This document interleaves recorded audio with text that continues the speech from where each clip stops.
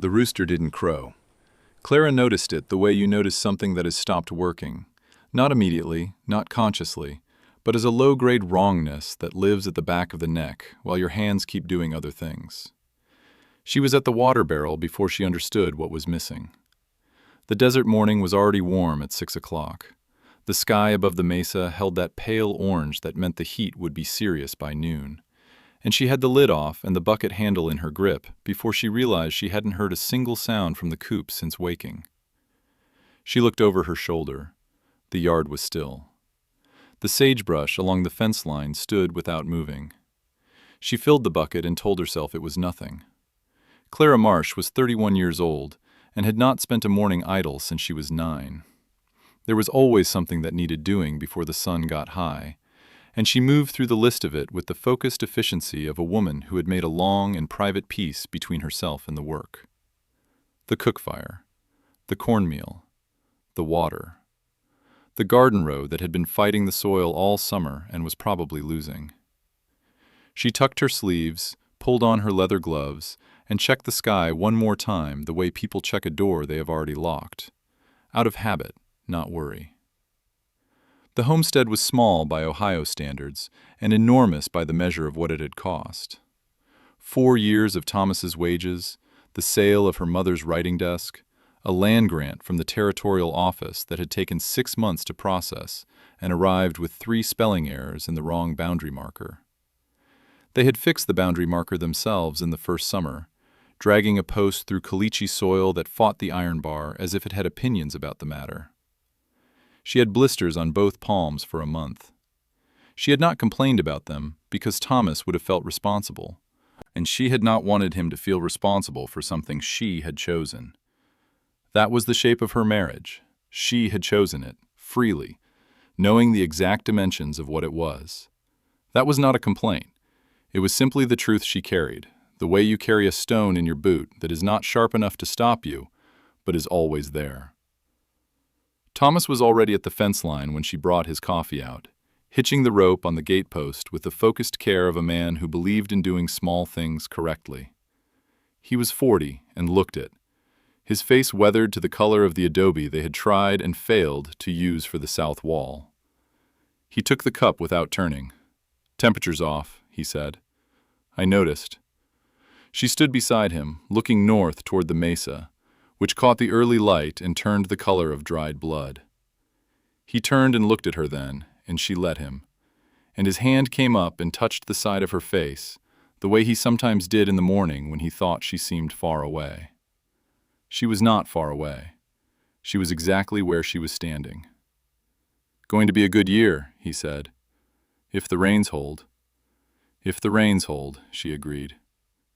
He drank his coffee. She watched the north. Stories like Clara's were common in 1872, and almost none of them were ever written down. The people who lived them survived, or they didn't, and either way the desert kept its silence better than any churchyard. We tell them because they deserve to be told, and because the history most of us learned in school left out nearly everything that actually happened out here. If that kind of story matters to you, subscribe right now and turn on the bell. There are more coming. This one is just getting started. Margaret Dunn appeared at the fence line around 9, as she often did, wearing the specific expression of a woman who needs something and has already decided how to ask for it. She was 37, had raised 2 boys in a house with walls that were mostly hope, and she moved through daily difficulty with the brisk composure of someone who had stopped waiting for things to get easier. "Sugar," she said. "I will replace it by the end of the week."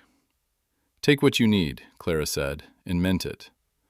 The boys, 7 and 9, were playing some kind of tracking game in the dirt outside the Dunn front door. The older one had a stick. The younger one had a fresh bruise on his chin from something that had clearly seemed worth it at the time. Clara watched them while Margaret measured the sugar into her cloth bag. The younger boy looked up, caught her watching, and grinned at her with the uncomplicated brightness of a child who does not yet understand there are things to be careful about. She smiled back. She did not know she was looking at him for the last time. The riders came from the north at 10:30. Clara heard them before she saw them. Not gunshots first. Hooves, a great many of them, moving fast on dry ground. The sound had no warning in it. It was simply there, sudden and massive, the way a rock slide begins as noise before it becomes ruin. She was crouched at the garden row when she straightened and turned north and saw the dust column rising above the ridge. 6 riders, maybe 8, moving without flags, without uniforms, without any of the formal language of soldiers. Just men on horses going very fast toward the place where she was standing. She ran toward the house, shouting Thomas's name before she understood she was doing it, her boots throwing up pale dust, her gloves still on both hands. She heard Margaret's voice from next door. One sharp sound, cut short. Then the first shot. It came from the direction of the irrigation ditch where Thomas had been working all morning. A single report, clean and final. And after it, nothing from that direction. No voice, no second shot. Clara stopped running. She was 5 feet from the door. She could see the riders clearly now. She could see their faces. She could see, on the lead horse, a distinctive dun mare with one ear that sat lower than the other, as if something had happened to it once. She did not yet know what that horse would mean. A rifle butt caught her across the side of the head as she turned, and the copper sky went white, and then it went nothing at all. When she came back to herself, the sun was low. She was lying on her side in the yard, her cheek against hot sand, her left eye swollen nearly shut. The smoke from what had been the house was thin now, gray and unconvinced, rising straight into an evening sky the color of a bruise turning yellow. She did not hear a single living sound, no voices, no horses, no birds, no boys. She pushed herself to sitting. Her head objected with a specific and articulate pain that lived behind her left eye and had strong opinions about movement. She sat still and breathed the smoke-flavored air and took inventory of what she could see without turning. The broken fence post, the open gate, the water barrel on its side, its contents already swallowed by the thirsty ground. Thomas's coffee cup in the dirt, upright, undamaged, still holding a half-inch of cold coffee. She looked at that for a long time. Her left wrist, where she had worn her mother's thin braided cord since the day she left Ohio, was bare. She did not remember it being taken. She had no water, she had no shelter. The wound on the side of her head was not bleeding freely, but it was not right either. The skin around it tight and hot in a way that meant something her body understood better than her mind did. The desert at dusk in July held its heat like the walls of a furnace, and by morning it would surrender that heat to the air and be cold enough to kill her from the other direction. She sat in the sand among the ruins of her mourning and did not scream, because there was no one left to hear it. The sun touched the top of the western mesa. Then she heard it. Hooves. Coming from the east, from the direction of the Great Red Formation, the territorial map called Cathedral Rock, moving at a steady walk, not panicked, not hunting, just moving through the country, the way someone moves through country they know by feel, in the dark, without needing to look. She turned her head. Through the dust and the last flat light, a single rider came toward her across the desert floor. She could not see his face. She could not make out, in that first long minute, anything beyond the shape of a man on a horse, moving in her direction with the calm deliberateness of someone who had already made a decision.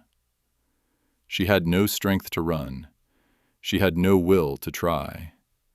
She sat in the sand and watched him come, and understood, in the cleanest and most honest part of herself, that whatever happened next was going to happen regardless, and the only question left in the world was, what kind of man was riding out of the darkening east toward the last living person on the Sulphur Springs Road? He saw the smoke from 3 miles out and knew it immediately for what it was. Not a cook fire, not a signal. The color was wrong for both of those. too brown, too heavy, carrying the particular density of things that were not meant to burn. Wood that had been worked into walls, cloth, a life's worth of accumulated ordinary objects going back to sky. Naylin had seen enough of that color smoke in the last 2 years to recognize it, the way he recognized certain faces, with a cold, specific familiarity that lived below thought. He did not change his horse's pace. He simply adjusted his route toward it and rode, because a fire like that one left tracks, and tracks were what he had come to this part of the territory to find. He smelled the iron in the air before he saw her. She was sitting in the sand 40 feet from the wreckage of a building, her back mostly to him, her head dropped forward in the posture of someone who has run completely out of the energy that shock provides. He stopped his horse at the edge of what had been a yard and looked at her for a full minute without moving. He looked at the ground around her. He looked at the ridgeline. He looked at the tracks in the dust, reading them the way a careful man reads a letter, slowly, going back to check his understanding. 8 riders, coming from the north, leaving south. The same broad, unshod horse on the left flank he had been following for 11 days. They had come here too. He tied his horse to the fence post that was still standing and walked toward her slowly, the way you walk toward something injured in the open, without hiding what you are, without hurrying, letting your approach be readable from a distance. When he was 30 feet out, she turned her head and looked at him. He had expected fear. He was prepared for it. Fear was the first language most white people spoke to him in, and he had long ago stopped needing it to be otherwise. She did not look afraid. She looked at him with the flat, stripped-down eyes of a person who has passed through fear and come out somewhere quieter on the other side. She looked at him the way people look at weather, not welcoming it, not fighting it, just acknowledging that it is here and that it will do what it does. He pulled the water skin from his belt, held it out. She looked at it for a long moment. He set it in the sand halfway between them and took 2 steps back. She reached forward and picked it up. That was the negotiation, the whole of it. She drank without lowering her eyes from him, and he stood in the cooling desert air and waited, and neither of them said a word.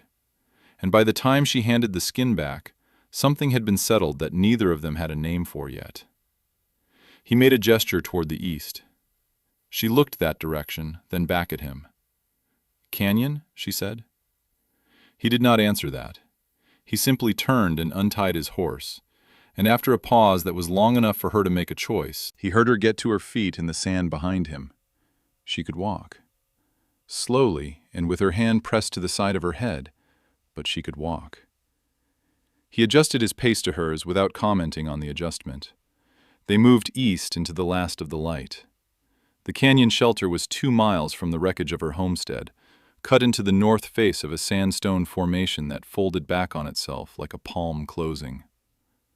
His people had been stopping here for generations, not living, just stopping. The difference mattered to him. Living somewhere meant you had chosen it, built it, put your particular weight into the soil. Stopping somewhere meant you were always still moving, still in possession of the direction you were going. He had been trying to hold on to that distinction for 2 years, while everything around him made it harder. He built the fire small and low, the kind that doesn't carry past the canyon walls. She sat against the rock face with her knees pulled to her chest and watched him with the sustained attention of someone trying to learn a language through immersion.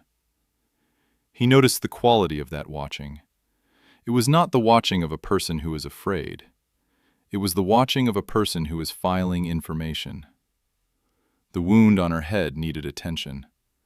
He took the pouch from his saddlebag and found the dried root he used for infection, crushing it between 2 flat stones until it had the consistency of wet sand.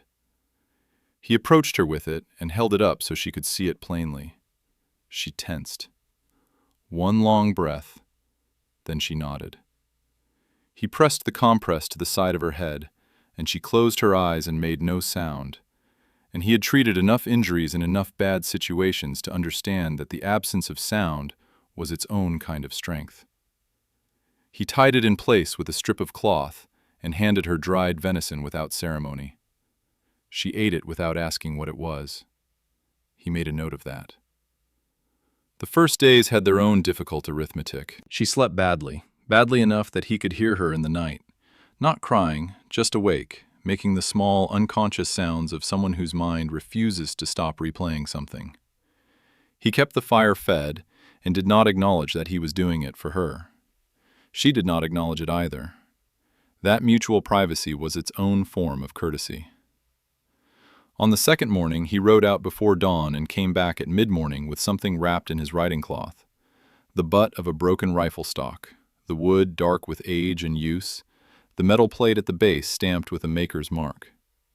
He crouched in front of Clara and set it between them, and watched her face the way he had watched the horizon that morning. For information. She looked at the broken stock. She picked it up. She turned the stamped plate toward the light and studied the mark with narrowed eyes. Something crossed her face that was not recognition. Not yet. Something more like the moment before recognition, when a thing is almost placed. She looked up at him. "Where?" she said. He gestured north, then held up both hands, fingers spread, then 3 more fingers. 13 days. The length of time he had been following that trail. She understood. She looked at the stock again. He watched her understand, slowly, that he had not been traveling through this country without purpose. That the tracks leading away from her burning homestead were the same tracks he had been following since before she had any reason to know they existed. She set the rifle stock down and sat with that knowledge for a while. He let her. What came after those first days was harder to name than he expected. He had been alone for a long time.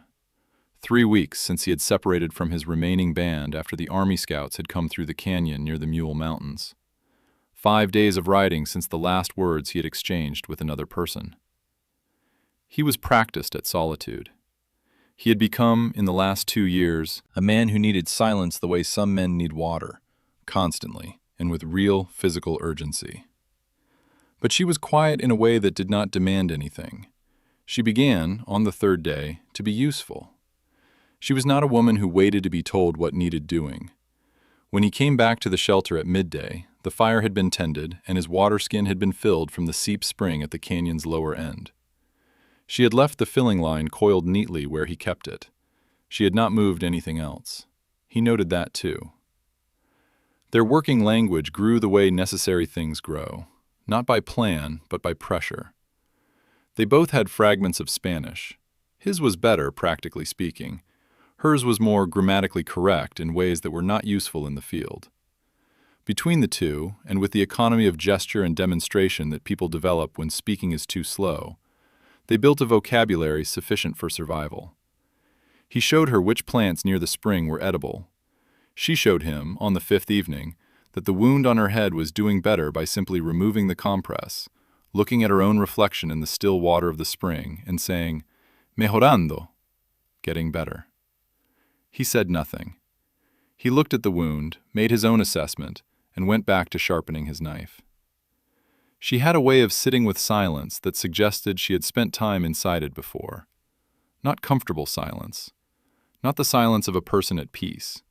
The silence of a person who had learned to carry difficult things without putting them down every few minutes to look at them.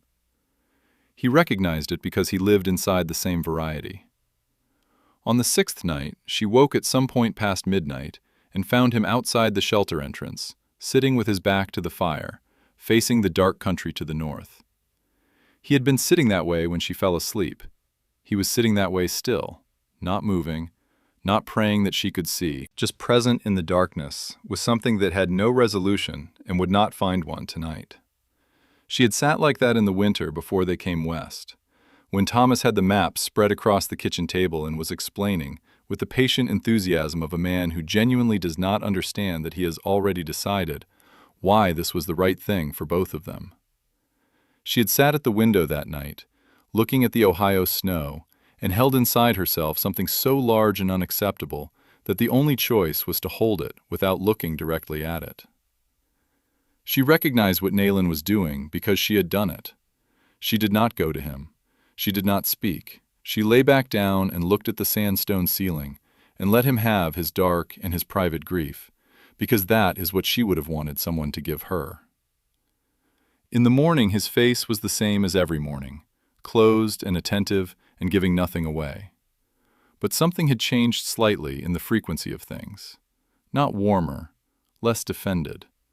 Like a door that is still closed but is no longer locked.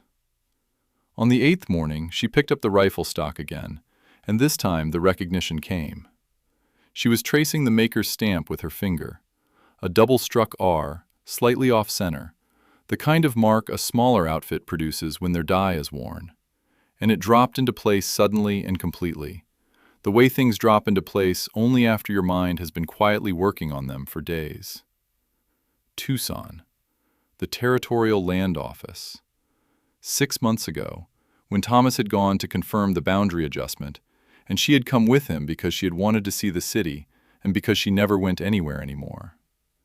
There had been a man at the back of the room.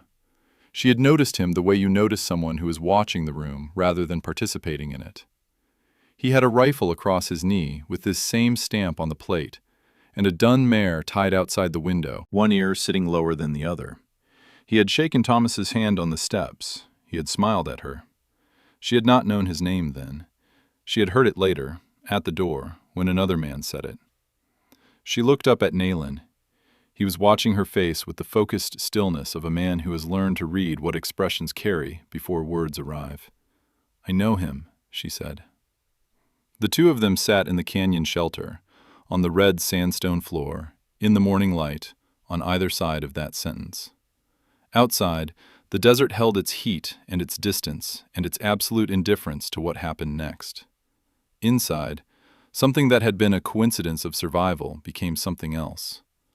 A common enemy has a way of doing that. He was already packing when she opened her eyes. Clara had learned, in 10 days, to read Naylin's movements the way you learn to read weather. Not by what he said, but by the quality of how he moved through space. This morning, the quality was different. Contained. Economical in a way that had nothing to do with his usual efficiency, and everything to do with urgency that was not yet showing its full face. She sat up, looked at the canyon entrance. The sky beyond it was the gray pink of early pre-dawn, not yet worth calling morning. He did not look at her. He folded his riding cloth with quick precision, checked the water skin, checked his rifle. She began rolling her blanket without being asked. They were moving in 10 minutes. The country between the canyon shelter and the trading post at Tres Alamos was 8 miles of open territory, dry wash, creosote flat, and the occasional shallow ridge that offered the illusion of cover without much of the substance. Naylin set a pace that was faster than their previous traveling. Not fast enough to be flight, but fast enough to say something. Clara matched it and did not ask questions, because the desert that morning was doing the asking itself. 2 miles out, he stopped his horse at the edge of a dry wash and looked down into it. She came up alongside and looked too. What was left of the camp was not much. The rings of 3 fires, cold for weeks, the swept ground where structures had stood, the post holes still visible. A cookpot, broken, and near the wash's edge, a blanket, partially charred along one side, the pattern still legible in the unburned section. Geometric, careful work, the kind that takes a long time and belongs to someone specific. She had seen enough of the territory by now to understand what she was looking at. "Soldiers," Naylin said. He held up his fingers.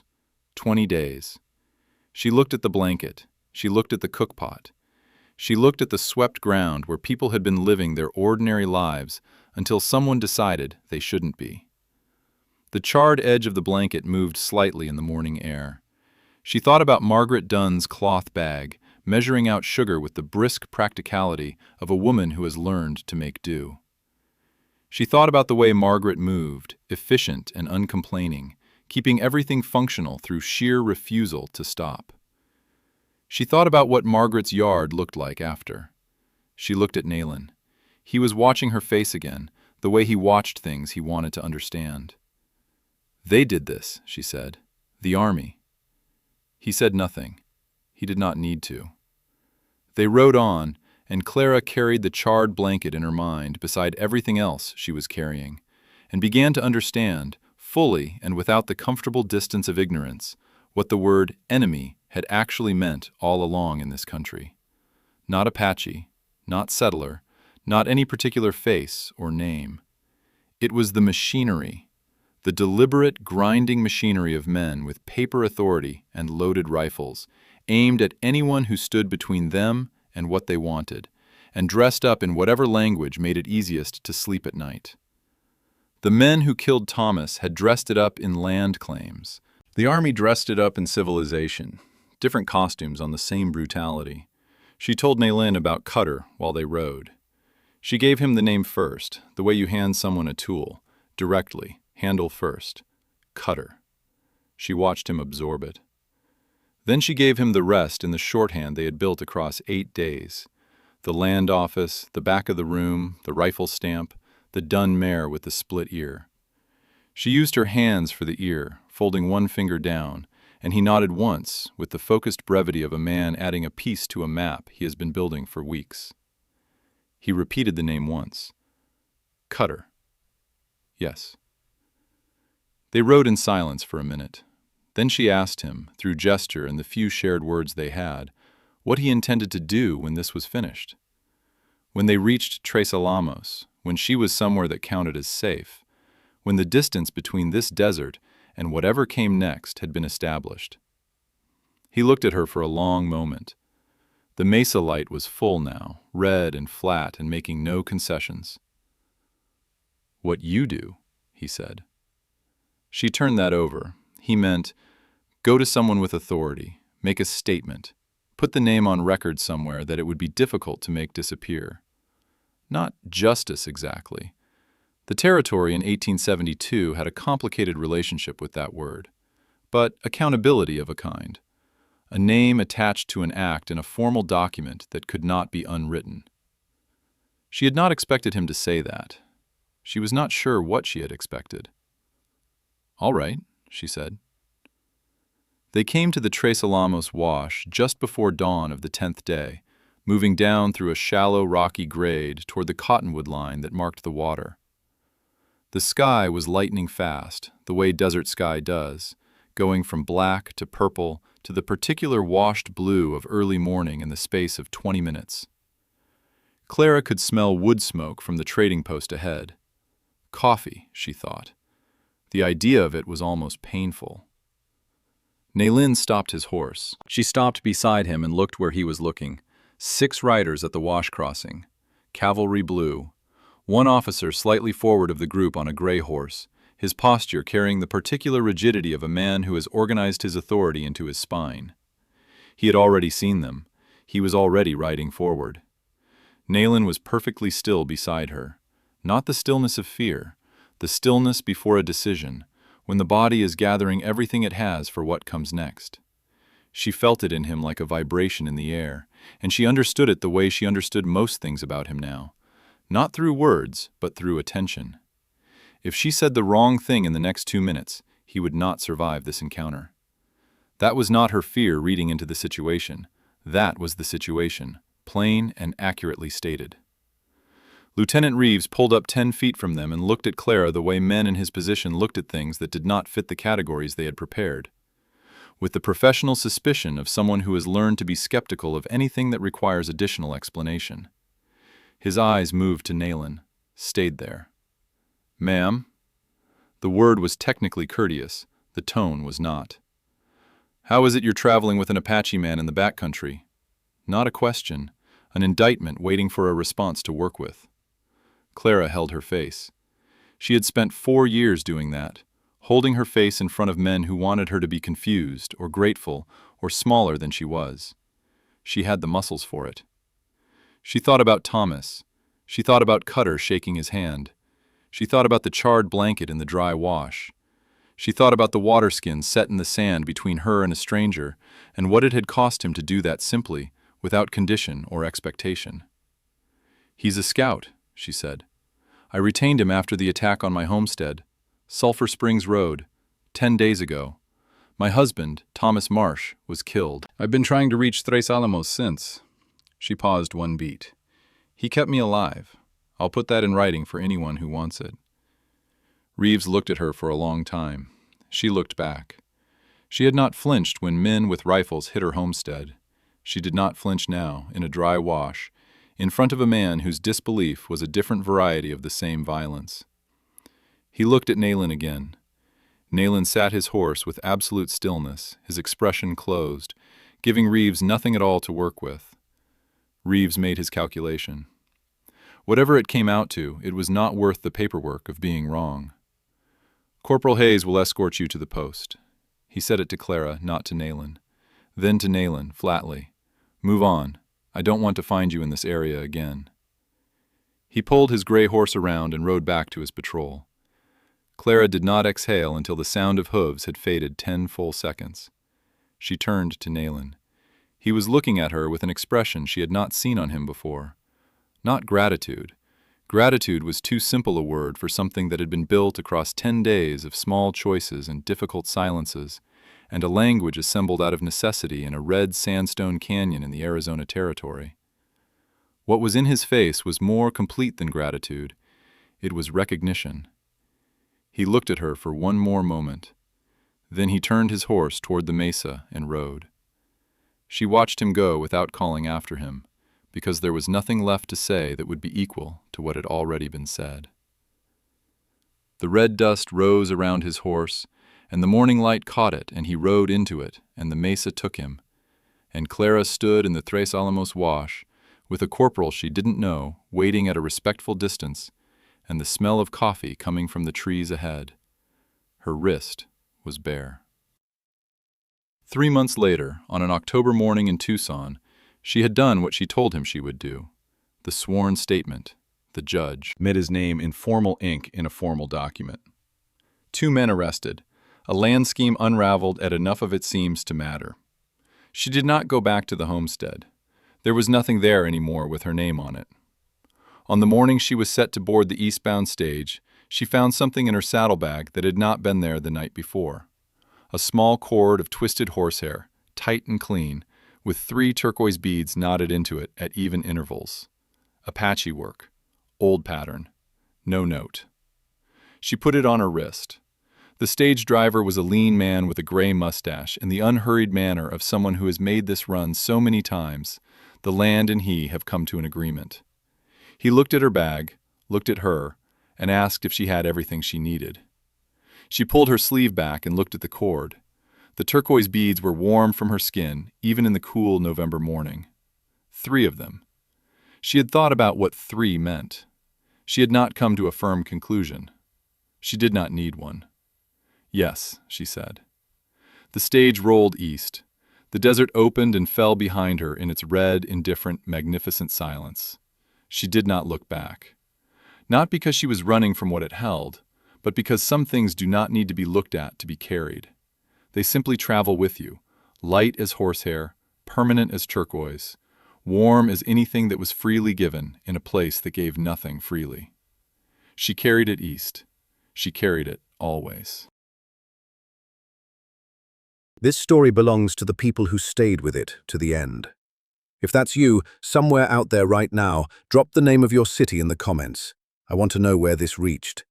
And if it moved you the way it moved me to tell it, send it into the world. Because somewhere out there, someone needs to hear that the desert doesn't care who you were before you fell, only whether you got back up. Only whether you got back up. Like this, share it, and if you haven't already, the bell is how you make sure you never miss one. There are more of these coming, and every single one of them is true in the ways that matter most.